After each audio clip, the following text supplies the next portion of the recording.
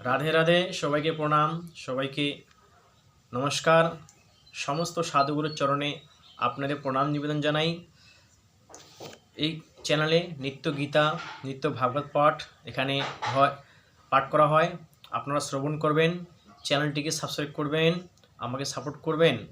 আর আজকে দশম অধ্যায় গীতার 3 নম্বর শ্লোকে ভগবান শ্রীকৃষ্ণ এখানে অর্জুনকে বোঝাচ্ছেন যে তো প্রথমেই এখানে বোঝাচ্ছেন 3 নম্বর শ্লোকে,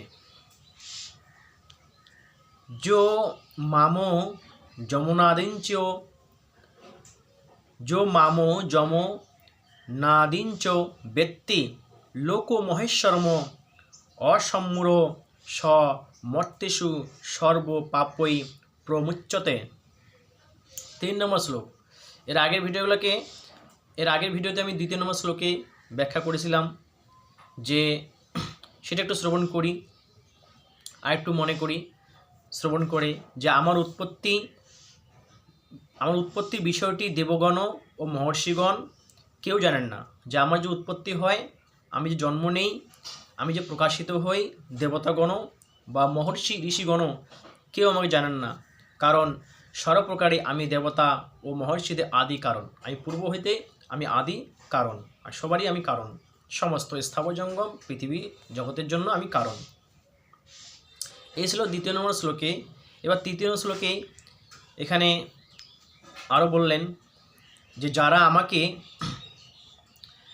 যারা আমাকে অজ অনাদি এবং সর্বলোকের মহেশ্বর বলে জানেন, অর্থাৎ দৃঢ়তার সঙ্গে নিঃসন্দেহ মেনে নেন, মানুষের মধ্যে তারাই জ্ঞানী এবং সমস্ত পাপ হইতে তারা মুক্ত হন।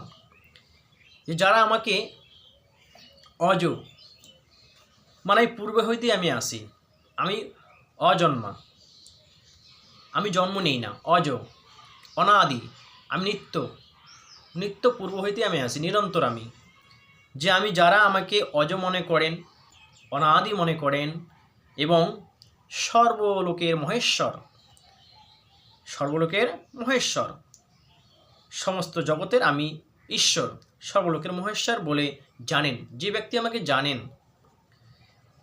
অর্থাৎ দৃঢ়তার সঙ্গে, নিঃসন্দেহে, মানে নিঃসন্দেহে, কোনো সন্দেহ নাই, যারা ভক্ত, যারা ভগবানের ভক্ত, যারা যে ব্যক্তি ধার্মিক, যারা নিঃসন্দেহভাবে ভগবানকে জানেন, যেমন ভগবান হচ্ছে অনাদি, সকল জীবের মহেশ্বর, অজ, অব্যয়, তিনি ভগবান সব কিছুই, সমস্ত জগতের পিতা, যিনি এই সমস্ত মেনে নেন, মানুষের মধ্যেই তারাই জ্ঞানী। বলছে তারাই হচ্ছে জ্ঞানী, যারা আমাকে মেনে নেন। সমস্ত জগতের আমি ভগবান, সমস্ত জগতের ঈশ্বর, আমি সবারই পালনকর্তা, আমি সবারই ভরণকর্তা, সবাইকে আমি ভরণ পোষণ করি। যিনি আমাকে ভগবান বলে শ্রদ্ধা করেন, যিনি আমাকে ভক্তি করেন, তারাই হচ্ছে জ্ঞানী, তারা হচ্ছে জ্ঞানী। ভগবান এখানে অর্জুনকে বললেন, হে অর্জুন, তারা জ্ঞানী হয় এবং সমস্ত পাপ হতে তারা মুক্ত হন, এবং তারাই সমস্ত পাপ থেকে তারা মুক্ত হয়ে যান। আর যারা মানেন না, যারা জানেন না, যারা ভক্তি করেন না, যারা শ্রদ্ধা করেন না, তারা পাপ হইতে মুক্ত হন না। এখানে ভগবান শ্রীকৃষ্ণ অর্জুনকে বোঝাচ্ছেন, যে আরও ব্যাখ্যা করেছেন, মহর্ষিগণ ভগবানের আদি কথা জানতে পারে না। যারা মহর্ষি, যারা ঋষিমণি, যারা সে কত যুগ তপস্যা করে যান, হাজার হাজার বছর তপস্যা করেন, তারাও ভগবানকে জানতে পারেন না। কিন্তু তিনি যে অজ এবং অনাদি তা অবশ্যই জানেন। হ্যাঁ, তিনি অজ অনাদি এটা অবশ্যই জানেন ঋষিমুনিরা। ভগবানের অংশ হওয়ায় জীব স্বয়ং ও অজ অনাদি, যে ভগবানের অংশ হওয়ায় জীব স্বয়ং অজ অনাদি, সে আমাদের যে আত্মা আছে, এই আত্মা হচ্ছে ভগবানেরই একটা অংশ। সুতরাং জীব যেমন ভগবানকে অজ অনাদি রূপে জানে, তেমন নিজেকেও অজ অনাদি বলে। কারণ আমরা হচ্ছে ভগবানের অংশ। আমাদের এই দেহের মৃত্যু হয়, আমাদের আত্মার মৃত্যু হয় না। আমাদের যে আত্মা আছে, এই আত্মা হচ্ছে অজ অনাদি। আমাদের এই দেহতত্ত্বটা মৃত্যু হয়ে যায়, এই দেহটার প্রাণনাশ হয়। কিন্তু আমাদের ভিতরে যে আত্মাটা আছে, এই আত্মা হচ্ছে ভগবানের একটা স্বরূপ। এই আত্মা কখনো মৃত্যু হয় না। এই আত্মা যখন জন্ম নেয়, সময়ে সময়ে জন্মে জন্মে এই দেহটাকে পরিত্যাগ করে আত্মা, অন্য দেহের কাছে তিনি প্রবেশ করেন, নতুন দেহ লাভ করেন।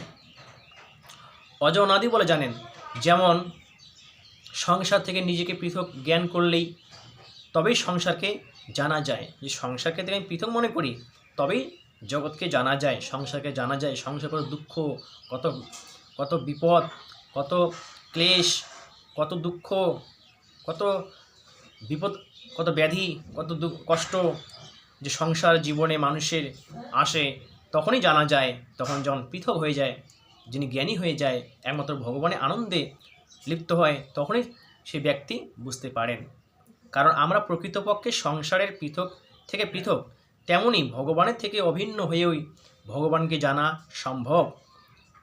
কারণ আমরা প্রকৃতপক্ষে ভগবানের থেকেই অভিন্ন।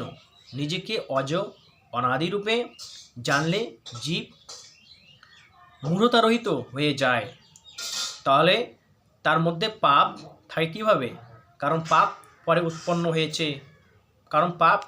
হয়েছে, এবং অজ অনাদিতে সেই প্রথম থেকেই রয়েছে। সেই পূর্ব হইতে যে ব্যক্তি নিজের কর্মদোষে নিজে পাপ গ্রহণ করেন, সেই পূর্ব হইতে পাপ কাজ যদি করে, ইহজন্ম ভগবানকে তিনি লাভ করতে পারেন না। একমাত্র ভগবানকে লাভ করতে গেলে সমস্ত কিছু ত্যাগ করেই ভগবানকে লাভ করা যায়।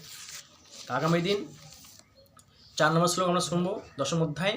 আজকে এখানেই, আগামী আগের এরপরে যখন ভিডিও করব, আপনার 4 নম্বর 5 নম্বর শ্লোকে ব্যাখ্যা করব, শ্রবণ করব, ভগবান শ্রীকৃষ্ণ কী বলতেছেন আমরা শ্রবণ করব।